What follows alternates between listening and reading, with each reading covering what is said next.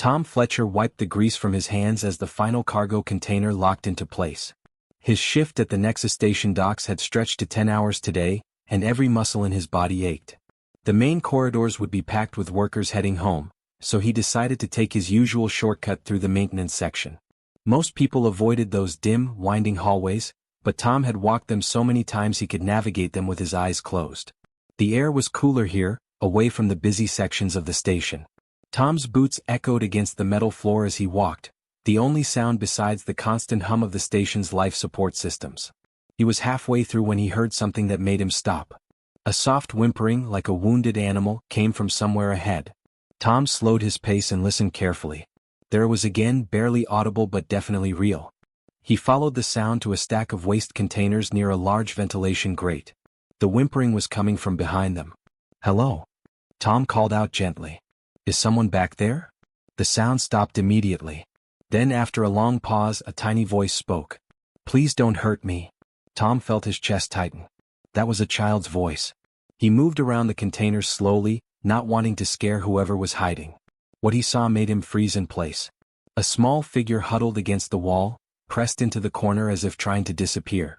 At first glance, Tom thought it might be a human child, but as his eyes adjusted to the shadows, he realized this was something different. The child had soft gray fur covering her body, large golden eyes that caught the dim light, and pointed ears that lay flat against her head. She was Velen, Tom recognized. He had seen a few members of that species on the station, though they were quite rare. But what shocked Tom most was the condition she was in. Her fur was matted with dirt and what looked like dried blood. Bruises showed through the thin patches of fur on her arms. She wore only a torn, oversized shirt that hung off her tiny frame like a sack. Around her neck dangled a broken translator device on a frayed cord. The child looked like she weighed almost nothing. Tom crouched down slowly, making himself smaller and less threatening. "Hey there. My name is Tom. I'm not going to hurt you, I promise. What's your name?" The child stared at him with those huge golden eyes. She was shaking and Tom could see tears on her furry cheeks. When she spoke, her voice was barely a whisper, and she mixed standard words with clicking sounds from her native language. "Sera. My name is Sera." "Sera, that's a pretty name," Tom said softly. "What are you doing out here all alone? Where are your parents?" At the mention of parents, Sera's entire body seemed to shrink even smaller. Fresh tears spilled down her face. "My father died," she said, her voice cracking. "He worked in shipping. There was an accident. He's gone." "I'm so sorry," Tom said. "What about your mother?" "She died when I was a baby," Sera whispered. "Father had a new mate. My stepmother. But after father died, she—" Sera's voice trailed off, and her ears pressed even flatter against her head. Tom waited patiently, his heart already knowing this story was going to break him. "She said I cost too much," Sera continued, her words coming faster now as if she needed to get them out. "She said I was worthless, that I was too much trouble. She stopped giving me food most days. When I asked for something to eat, she would hit me. She pulled my fur. She locked me in the storage closet for hours." Tom felt anger rising in his chest, hot and sharp. He forced himself to stay calm, to keep his voice gentle for the frightened child in front of him. "Yesterday she brought me here," Sera said. "She told me to wait. She said someone from station services would come get me and take me somewhere else. But nobody came." Her voice dropped to barely a whisper. "I think she lied. I think she wanted me to just disappear. I've been here for 3 days. I'm so hungry. I'm so cold. I tried to find help, but people just walked past. They didn't see me." Tom's hands clenched into fists. 3 days. This child had been abandoned here for 3 days, alone and terrified. She could have died. "Sera," Tom said carefully, "I'm going to help you, okay? But first I need to ask you something. What's your stepmother's name?" "Vraxa," Sera said, flinching as she spoke the name. "She lives in the Velen district on level 9. Tom pulled out his communicator and quickly saved that information. Then he looked back at Sera, who was watching him with a mixture of hope and fear. "Sera, can you stand up? Can you walk?" She nodded and tried to push herself up from the floor. Her legs shook and she made it halfway before collapsing. Tom caught her before she hit the ground, shocked at how light she was. She weighed almost nothing. When was the last time this child had eaten a proper meal? Sera tensed in his arms, clearly afraid of being grabbed or hurt. But Tom held her gently, the way he would hold something precious and fragile. "It's okay," he murmured. "I've got you. You're safe now." Then Sera said something that would echo in Tom's mind for days to come. She looked up at him with those enormous golden eyes, filled with desperate hope, and whispered, "Please be my dad. I'll be good. I promise I'll be good. I won't cause trouble. I'll be quiet. Just please don't leave me here." Tom felt something break inside his chest. This child was so small, so hurt, and she thought she had to bargain for basic kindness. She thought she had to promise to be good to deserve care. "Listen to me, Sera," Tom said firmly but gently. "You don't have to be good to deserve help. You don't have to earn kindness. What happened to you was wrong. Nobody should treat a child the way you were treated. Do you understand?" Sera stared at him as if he had spoken in a foreign language. Clearly, nobody had ever told her that before. Tom made a decision right then that would change both their lives. He knew it was against station regulations to harbor an unregistered dependent. He knew there would be legal complications with Velen custody laws. He knew he could face serious consequences. But looking at this frightened, hurt child, none of that mattered. "I'm taking you home with me," Tom said. "I'm going to feed you and get you cleaned up. Then we'll figure out the rest together. Does that sound okay?" Sera's eyes went wide with disbelief. You want me? Even though I'm trouble?" "You're not trouble," Tom said. "You're a kid who needs help. And yes, I want to help you." He wrapped his work jacket around Sera as best he could, covering her small form. She clutched the fabric with her tiny hands, holding on like it was a lifeline. As Tom carried her through the corridors toward his quarters, Sera pressed her face against his chest and whispered something so quietly he almost missed it. "Thank you." Tom tightened his hold on her carefully. "You're welcome, Sera. You're safe now. I promise." He did not know how he would keep that promise. He did not know how to navigate the legal system or protect her from her stepmother. But he knew one thing with absolute certainty. He was not going to let this child suffer anymore. Whatever it took, he would find a way to keep her safe. Sera fell asleep in his arms before they reached his apartment, exhausted and finally feeling safe enough to rest. Tom looked down at her small, peaceful face and knew his life had just changed forever. Tom's apartment was small but clean. He laid Sera gently on his couch and watched as her golden eyes darted around the room, taking in everything with nervous attention. She sat perfectly still, as if afraid that moving might make him change his mind about helping her. "Are you still hungry?" Tom asked softly. Sera nodded quickly, then seemed to catch herself and shook her head. "I don't want to be trouble." "Food isn't trouble," Tom said. "Wait here." He went to his small kitchen and searched through his supplies. He found protein bars, some dried fruit, a package of crackers, and a pouch of instant soup. He heated the soup in his cooker and brought it to Sera along with a glass of water. When Sera saw the food, her entire body tensed. She grabbed the bowl with both hands and drank desperately, ignoring the heat. The soup burned her mouth, but she did not stop. "Slow down," Tom said gently, placing a hand on her shoulder. "It's okay. There's more if you want it. The food isn't going anywhere." Sera forced herself to slow down, but her eyes never left the bowl. She ate like someone who had learned that meals were rare and precious things. Tom watched her and felt his anger at Vraxa growing stronger. How could anyone do this to a child? When Sera finished, she looked up at him nervously. "I can work," she said quickly. "I can clean your home. I can organize things. I won't make noise. I'll stay hidden when your friends come. Please don't send me away." "Sera, you're a kid," Tom said. "Kids aren't supposed to work for food and shelter. Those are things you deserve just for being alive." Sera tilted her head, confused. "But stepmother said I had to earn my place. She said worthless things get thrown away." Tom knelt down so he was at her eye level. "Your stepmother was wrong. Very wrong. You're not worthless. You're a person and you matter." Sera's ears twitched uncertainly. She clearly did not believe him, but she wanted to. Tom could see the hope fighting with fear in her expression. "I need to call a friend," Tom said. "A doctor. She needs to check your injuries, okay? Her name is Sera, and she's very kind. She won't hurt you." Sera's eyes went wide with fear. "Doctors report things to authorities. Stepmother said if I ever told anyone, they would take me away and put me somewhere worse."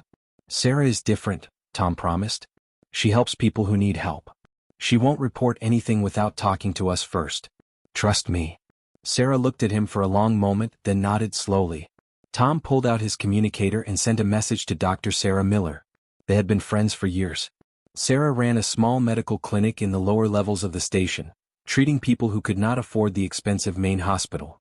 If anyone would help quietly, it was her. Sera arrived 30 minutes later, carrying her medical bag. She was a woman in her 40s with kind eyes and steady hands.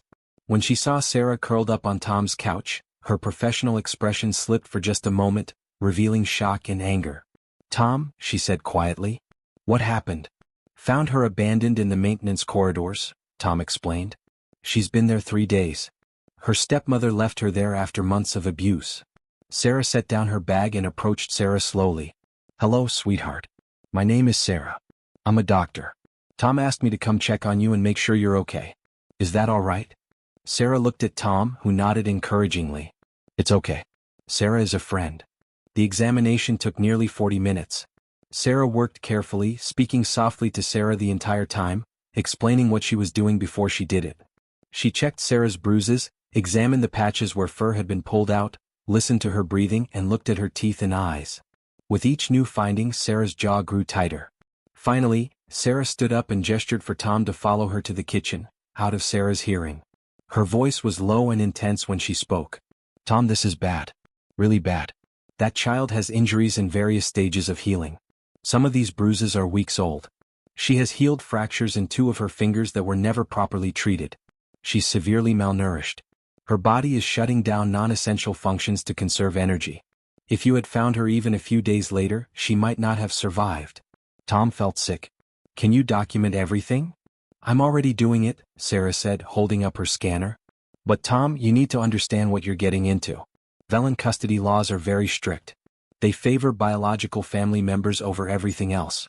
If station security finds out you're harboring an unregistered dependent, you could face serious charges. And if they contact her stepmother, the law will probably force them to return Sera to her." "Even with proof of abuse?" Tom asked. "Abuse is hard to prove in cross-species cases," Sera said.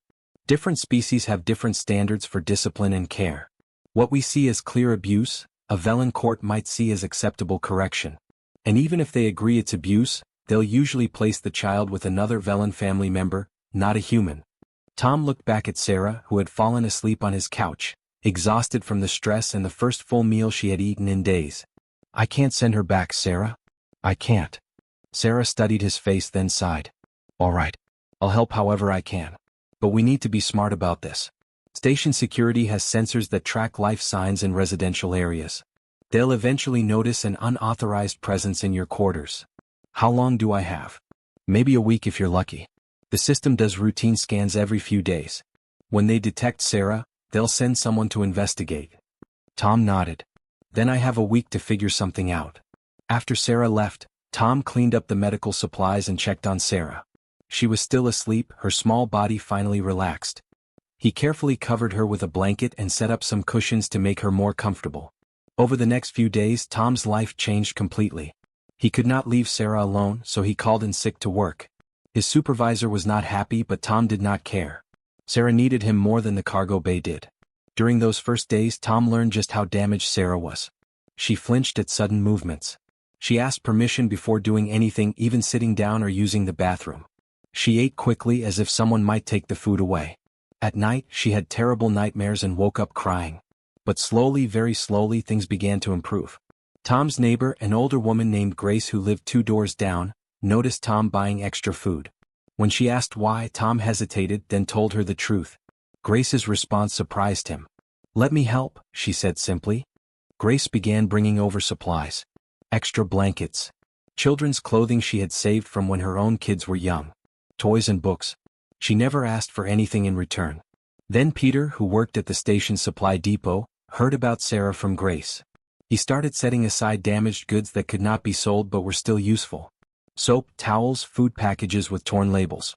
He left them outside Tom's door with no note. Word spread quietly through the small human community in Tom's section of the station. Nobody reported Sera. Instead, they helped. They brought what they could spare and asked no questions. It was as if they all understood that this child needed protection, and they were willing to provide it.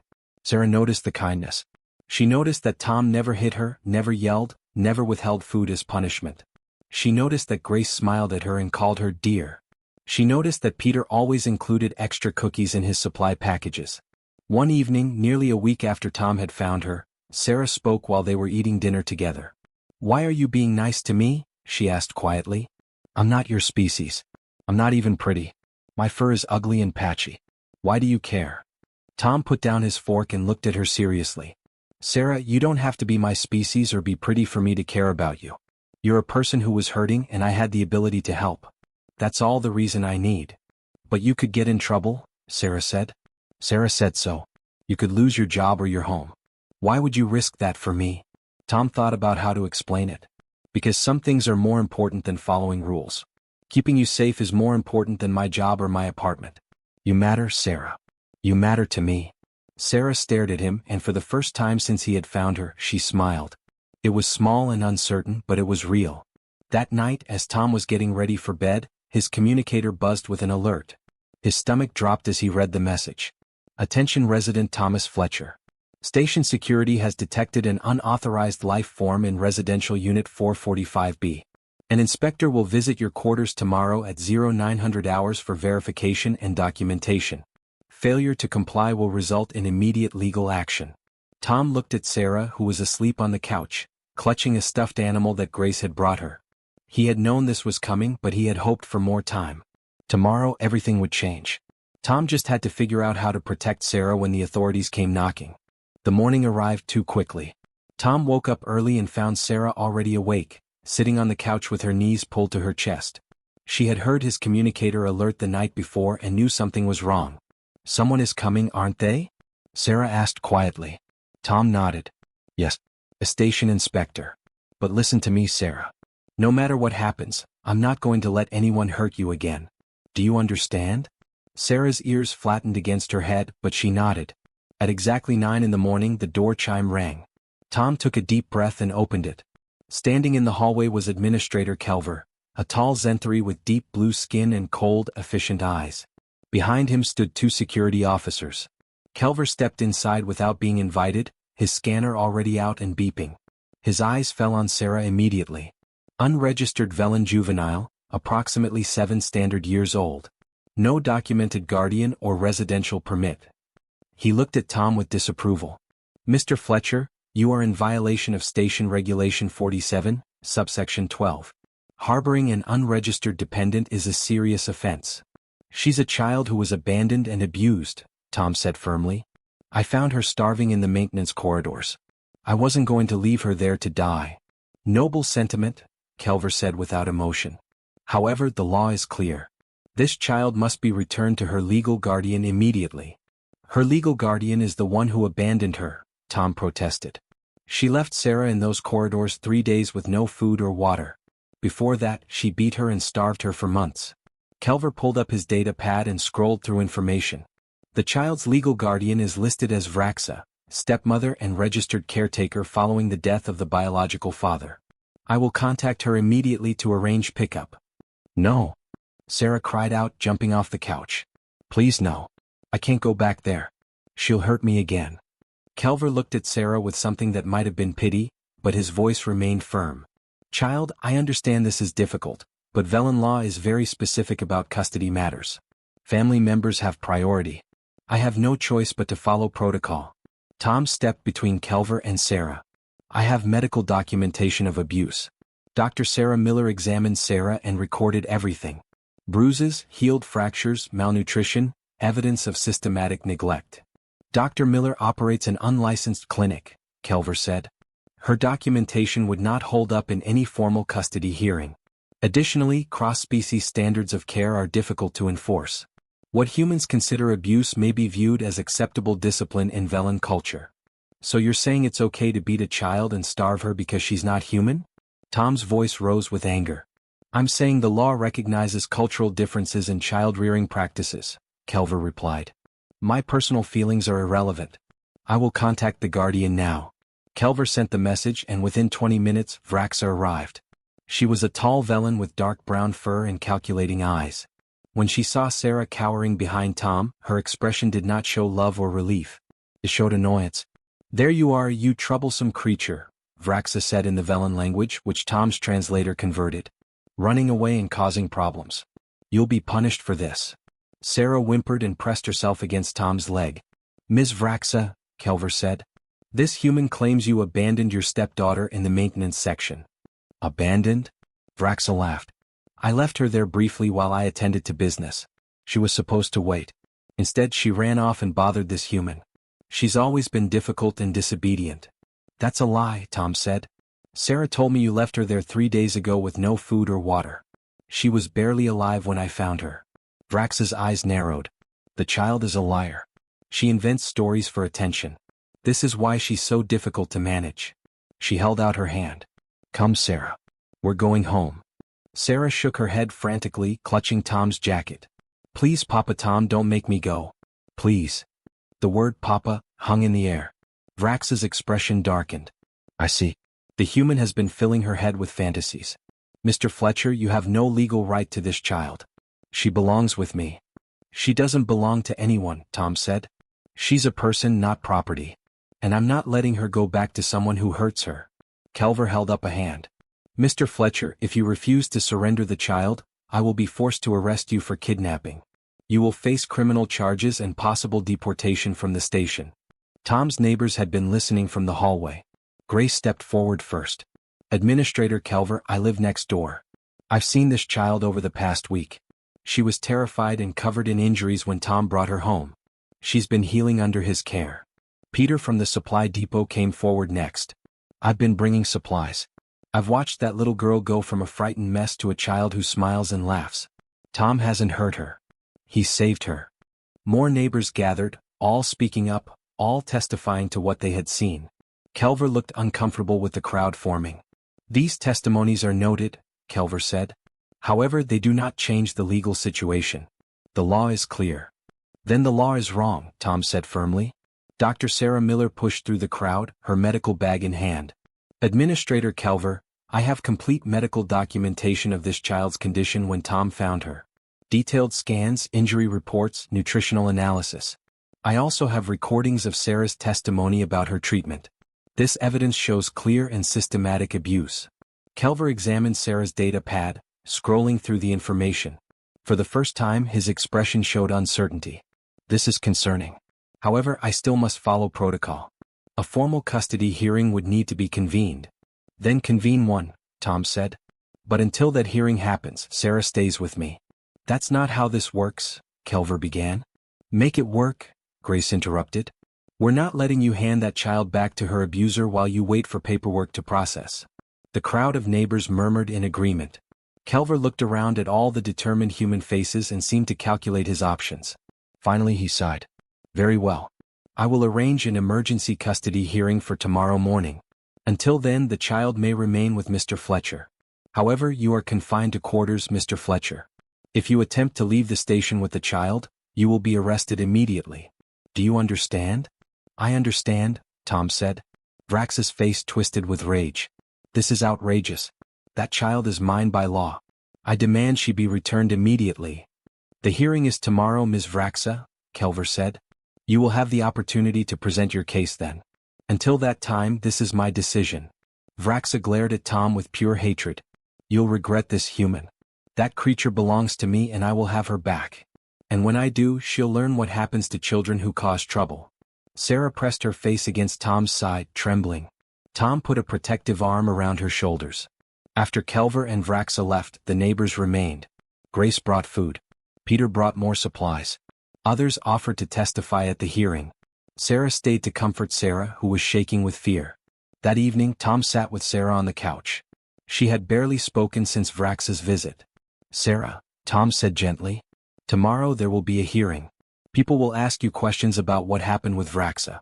It's going to be scary, but I need you to be brave and tell the truth. Can you do that? Sera looked up at him with those huge golden eyes. What if they don't believe me? What if they make me go back? Then I'll fight harder, Tom promised. I'll find another way. But Sera, you need to tell them everything. Even the scary parts. Even the parts that hurt to remember. The people who make these decisions need to understand what she did to you. I'm scared, Sera whispered. I know, Tom said. But you're not alone. I'll be right there with you. Sera will be there. All our neighbors will be there. We're all going to fight for you. Sera was quiet for a long moment. Then she nodded slowly. Okay, I'll try. I'll be brave. Tom pulled her into a gentle hug. That's my girl. That night, neither of them slept much. Tom lay awake thinking about the hearing, about what he would say, about how to prove that Sera deserved protection. Sera lay on the couch, staring at the ceiling, gathering her courage for the hardest thing she had ever had to do. Tomorrow would decide everything. Tomorrow, Sera would have to face her nightmare and speak her truth. And Tom would have to convince a room full of officials that love mattered more than law, and that a child's safety was worth breaking the rules. The hearing room was cold and formal. Long tables formed a U-shape with 3 judges seated at the center. Judge Therax was a Zenthari-like Administrator Kelver, with stern features and sharp eyes. Judge Clara was a Velen elder with silver fur and a gentle expression. Judge Chin was human, a woman in her 60s with a reputation for fairness. They would decide Sera's fate. Tom sat at one table with Sera beside him. Sera sat between them, her small body rigid with fear. Across the room, Vraxa sat with her legal representative, a Velen attorney named Drex who looked bored with the entire proceeding. Behind Tom, the hearing room gallery was packed with his neighbors. Grace, Peter, and at least 20 other humans had come to support them. Administrator Kelver stood and opened the proceedings. This emergency hearing concerns the custody of the Velen juvenile known as Sera. The biological father is deceased. The current legal guardian is Vraxa, the stepmother. Thomas Fletcher, a human resident, contests this custody arrangement and seeks to have guardianship transferred to himself. Judge Therax looked at Tom with skepticism. Mr. Fletcher, you understand this is highly unusual? Cross-species custody arrangements are extremely rare and require exceptional circumstances. I understand, Your Honor, Tom said. But these are exceptional circumstances. Present your case, Judge Therax said. Sera stood first. She placed her medical scanner on the presentation table, and holographic images appeared above it. The judges leaned forward to study them. The images showed Sera's injuries in detail. Bruises in the shape of adult fingers. Patches of missing fur. Healed fractures in her small bones. Charts showing severe malnutrition.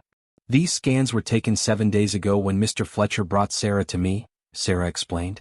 As you can see, this child had injuries in various stages of healing. Some were weeks old. She had 2 fractured fingers that healed improperly because they were never treated. Her body was in the early stages of organ failure from starvation. Judge Clara, the Velen judge, looked disturbed. How long would you estimate this abuse continued? Based on the injury patterns and nutritional deficiency, I would estimate at least 3 to 4 months of systematic neglect and abuse, Sera said. Possibly longer. Drex, Vraxa's attorney, stood up. Objection. Dr. Miller operates an unlicensed clinic and is not qualified to make such assessments. Furthermore, Velen standards of discipline differ from human standards. What appears harsh to human sensibilities may be normal correction in Velen culture. Judge Clara's eyes flashed with anger. I am Velen, Attorney Drex, and I can assure you that what I see in these images is not normal correction. This is abuse by any standard. Drex sat down quickly, looking less confident. Sera continued. I also have testimony from Sera herself, recorded with her permission. Would the court like to hear it? Please, Judge Chin said. Sera activated another recording. Sera's voice filled the room, small and frightened, describing her life with Vraxa. She talked about being locked in closets, about going days without food, about being hit for asking questions, about being told she was worthless and unwanted. As the recording played, several people in the gallery wiped their eyes. Even Judge Therax looked uncomfortable. When the recording ended, Judge Chin spoke. Ms. Vraxa, how do you respond to these allegations? Vraxa stood, her expression calm and practiced. Your Honors, I understand how this must look to outsiders. But you must understand the context. My mate died suddenly, leaving me alone with a child who was not my own. I did my best under difficult circumstances. Sera has always been a difficult child. She lies frequently. She disobeys constantly. She requires firm discipline. Firm discipline? Judge Clara repeated. You call starvation and beatings firm discipline? I never beat her, Vraxa said smoothly. Sometimes correction was necessary, yes. But nothing excessive. As for food, she was fed adequately. She simply has a tendency to exaggerate and seek attention. Tom felt Sera trembling beside him. He put a hand on her shoulder reassuringly. If you cared for her so well, Judge Chin said, why did you leave her in the maintenance corridors for 3 days with no food or water? Vraxa did not miss a beat. I left her there briefly while I attended to urgent business. I intended to return within hours. When I came back she was gone. I assumed she had wandered off. I was actually preparing to report her missing when Administrator Kelver contacted me. That's a lie, Tom said, standing up. Sera told me you said station services would come for her. You were abandoning her. The word of a frightened child who has been manipulated by a human who wants to keep her, Vraxa said coldly. Of course she would say whatever Mr. Fletcher taught her to say. I didn't teach her anything, Tom said angrily. She told me the truth. Enough, Judge Therax said. Mr. Fletcher, please sit down. Ms. Vraxa, if you cared for this child, why do you want her back now? She has been with Mr. Fletcher for a week and appears to be thriving. Vraxa's expression flickered for just a moment, revealing something calculating underneath. She is my responsibility. I receive government support for her care. It is my duty to raise her properly. Judge Chen's eyebrows rose. Government support? Can you elaborate? Drex stood quickly. My client receives standard dependent care subsidies from the Velen Colonial Fund. Approximately 1,500 credits per month. Judge Clara looked at Vraxa with disgust. I see. So this is about money. It's about responsibility, Vraxa insisted. The child is legally mine. Let's hear from the child, Judge Chen said. Sera, would you come forward please?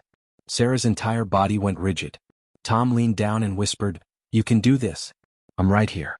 Just tell them the truth. Sera stood on shaking legs and walked to the center of the room. She looked impossibly small standing there facing the three judges. Her ears were flat against her head, and her tail was tucked tight. Judge Chen spoke gently. Sera, sweetheart, we need to ask you some questions. Can you answer them honestly for us? Sera nodded silently. Did Vraxa hit you? Judge Chen asked. Yes, Sera whispered. Can you speak up, please? Judge Therax said. Sera's voice grew stronger. Yes, she hit me. A lot. When I asked for food. When I made noise. When I asked where my father was. She hit me and told me I was worthless. Did she feed you regularly? Judge Clara asked. No. Sometimes I went 2 or 3 days with nothing. Sometimes she gave me scraps from her plate and said I should be grateful. Why didn't you tell anyone? Judge Chen asked. Sera's voice cracked. She said if I told anyone they would take me away and put me somewhere worse. She said no one would believe me because I was just a stupid child. She said I deserved everything that happened because I was bad. Tears rolled down Sera's furry cheeks. Tom wanted to go to her, but he knew she needed to do this herself. Judge Chen's voice was soft. Sera, do you want to go back to live with Vraxa? No. Sera's voice was loud and clear now. Please don't make me go back. She'll hurt me again. I know she will. Please. Where do you want to live? Judge Clara asked. Sera turned and looked at Tom. With Papa Tom. He's kind to me. He feeds me and lets me sleep safely. He doesn't hit me. He tells me I matter. He makes me feel like I'm not worthless anymore. But he's not your species, Drex pointed out. He can't understand your cultural needs. Sera turned to face the attorney and for the first time, there was fire in her eyes. He understands that children need food and kindness. He understands that hitting is wrong. He understands more than she ever did. She pointed at Vraxa. She doesn't want me because she loves me. She wants the money. That's all she ever cared about. Vraxa's face twisted with rage. You ungrateful little beast. After everything I did for you. You did nothing. Sera shouted back, her voice breaking. You hurt me and starved me and made me wish I was dead. Tom saved me. He's more family than you ever were. The room fell silent. Sera stood there, breathing hard, tears streaming down her face. She had said everything she needed to say. Judge Therax called for a recess. The three judges left to deliberate. Tom went to Sera and pulled her into a hug. She clung to him, shaking. You were so brave, Tom murmured. I'm so proud of you. The neighbors crowded around, offering support and encouragement. Grace hugged Sera. Peter gave her a cookie from his pocket. Even Administrator Kelver, standing in the back, nodded with what looked like approval. Vraxa sat alone at her table, glaring at everyone with pure hatred. 30 minutes later, the judges returned. Everyone took their seats. Tom held Sera's hand tightly. Judge Therax spoke first. We have reviewed all evidence and testimony. The medical documentation is clear and disturbing. The child's testimony is credible and consistent. We find that Ms. Vraxa engaged in systematic abuse and neglect of her stepdaughter. Vraxa's attorney started to object, but Judge Therax held up a hand. Furthermore, Judge Clara continued, we find that Ms. Vraxa's primary motivation for seeking custody is financial rather than the child's welfare. This is unacceptable. Judge Chen looked directly at Tom. Mr. Fletcher, you have demonstrated exceptional care and compassion for this child. Your neighbors have testified to your character. Most importantly, Sera herself has made clear where she feels safe and loved. Tom's heart pounded. Therefore, Judge Therax said, we are terminating Ms. Vrax's guardianship rights effective immediately. Furthermore, we are granting Thomas Fletcher special cross-species guardianship of the minor Sera. This is a precedent-setting decision, but the circumstances warrant it. The gallery erupted in cheers. Tom felt tears streaming down his face. Sera looked up at him with wide, disbelieving eyes. Really? She whispered. I can stay with you? Forever, Tom promised, pulling her into his arms. You're my daughter now. Officially.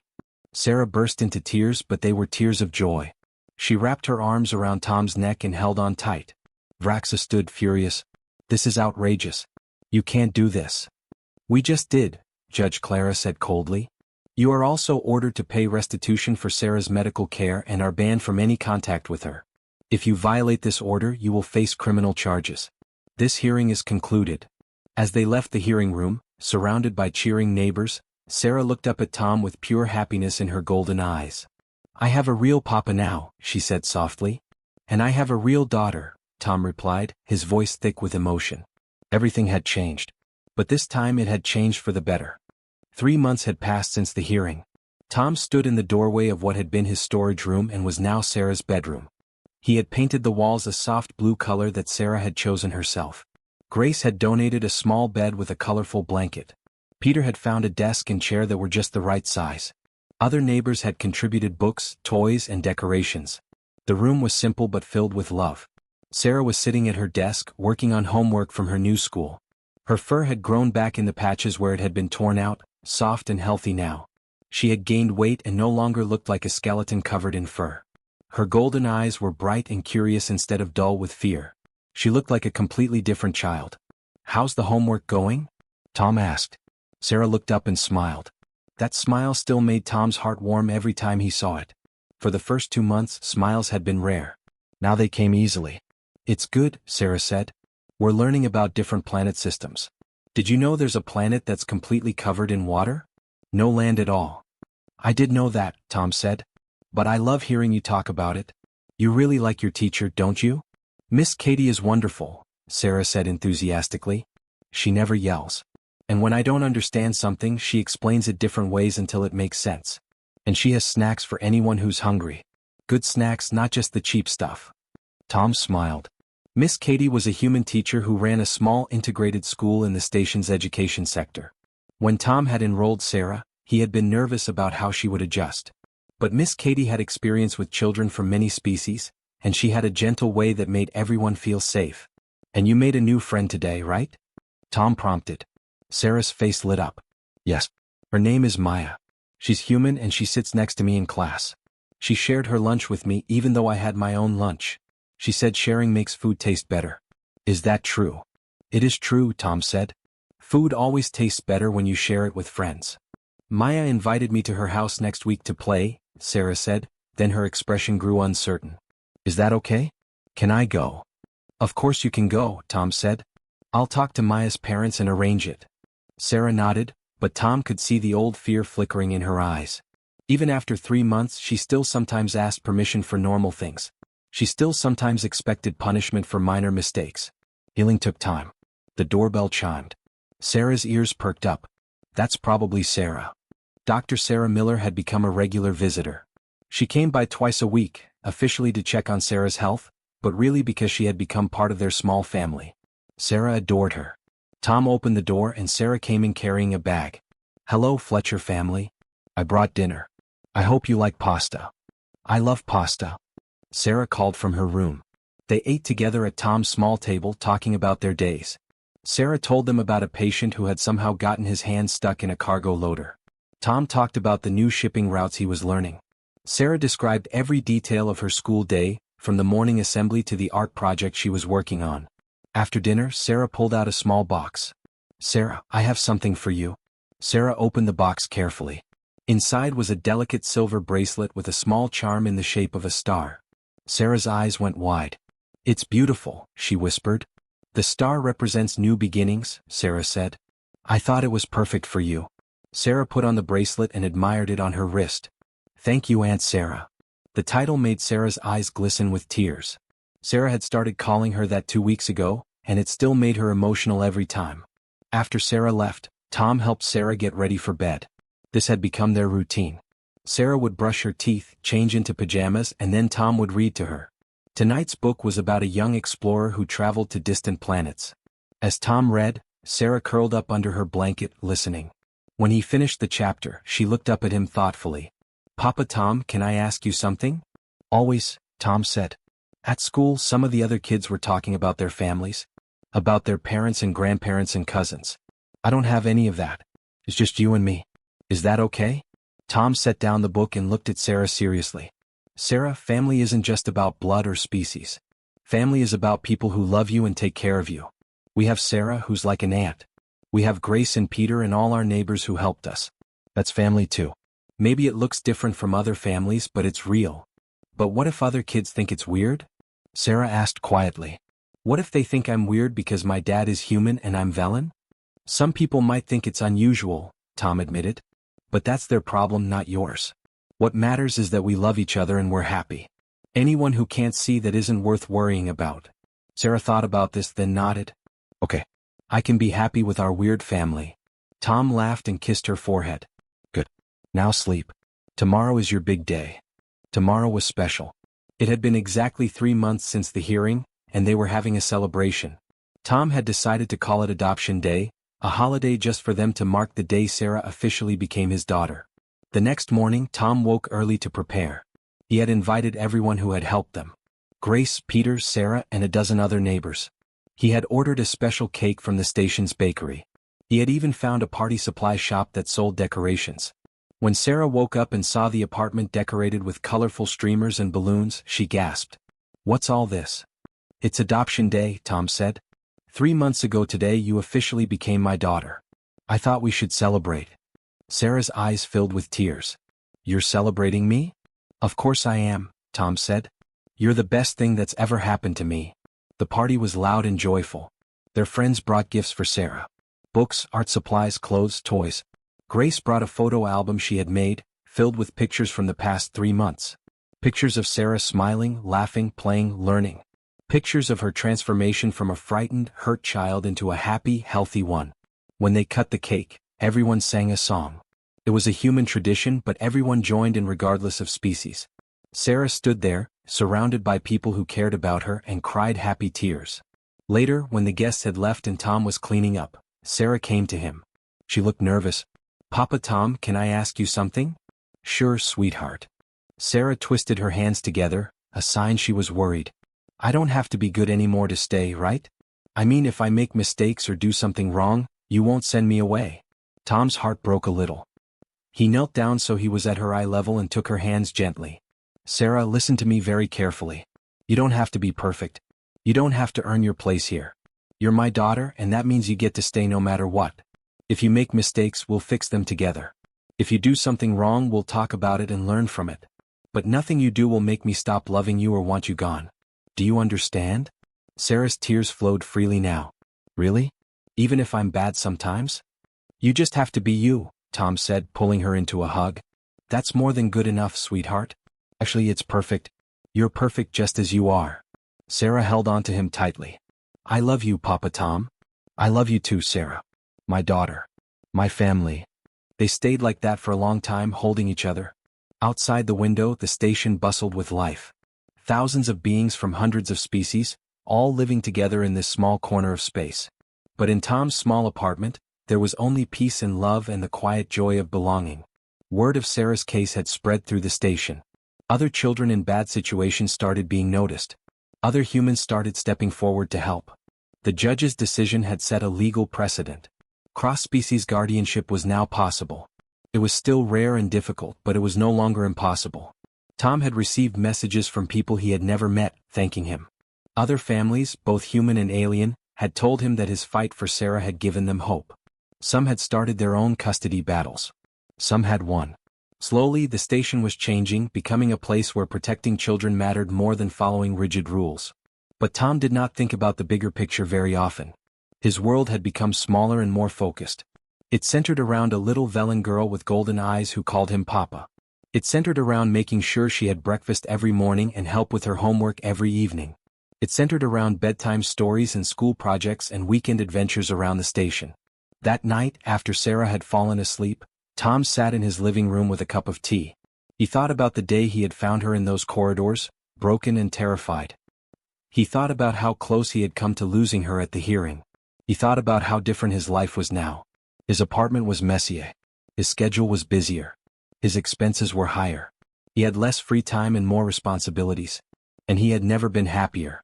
Through the open doorway, he could see Sera sleeping peacefully in her bed, clutching the stuffed animal Grace had given her. She was safe. She was loved. She was home.